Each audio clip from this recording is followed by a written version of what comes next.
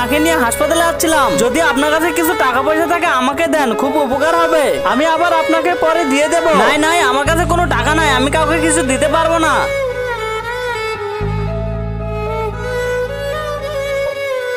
বিক্রম, তুই হাসপাতালের বাইরে কি করতেছিস? আরে ভাই, মা খুব অসুস্থ, মাকে হাসপাতালে নিয়ে এসেছি। এখন খুব টাকা পয়সার দরকার, ভাবি পাচ্ছি না কি করব। কিন্তু তার আগে তোমার কাছে কোনটা সব থেকে বেশি দামি, এক বস্তা টাকা নাকি মা বাবা? যদি মা বাবা হয় ভিডিওতে একটি লাইক করে চ্যানেলটা সাবস্ক্রাইব করে দিও। লাইক সাবস্ক্রাইব যদি তুমি না করো তাহলে আমি বুঝে নেব তুমি মা বাবাকে একটুও ভালোবাসো না। এই যে আমার কাছে কিছু টাকা আছে, এগুলো রাখ, আমি বাকি টাকাটা জোগাড় করতেছি। আমার কাছেও কিছু অনলাইনে টাকা আছে, তোকে দিয়ে দিচ্ছি, চিন্তা করিস না, আমরা আছি না, দেখতেছি কি করা যায়।